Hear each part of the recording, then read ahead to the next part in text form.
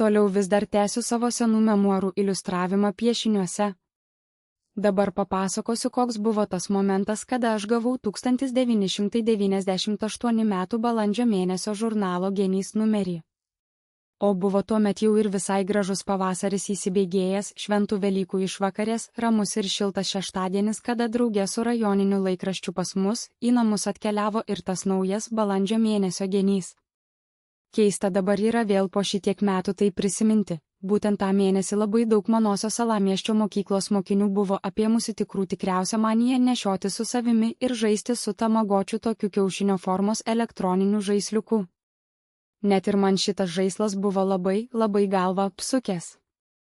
Ko stebėtis, juk net ir vyresnėliai irgi šito žaislo troško. Mano tuometinė klasiokė Rasa net visos klasės akivaizdoje, gimtadienio proga irgi buvo gavusi būtent tą elektroninį kiaušinį.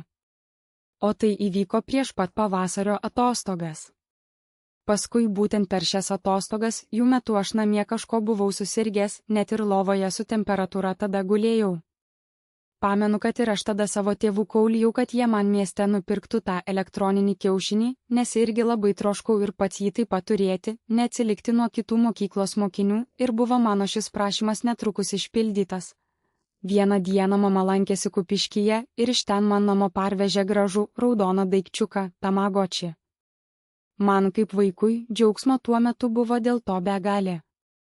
Gulėjau aš tada savoje lovoje, vienoje rankoje laikiau balandžio genį, o kitoje gautą į tamagoči ir bandžiau perprasti, kaip su juo reikia žaisti. Apie šio žurnalo numerio įdomiausią turinį net nekalbėsiu, nes net genio gavimo mane tada stipriai nustelbė didesnis džiaugsmas, dėl tamagočio gavimo patirtasis džiaugsmas. 1998 m. balandis.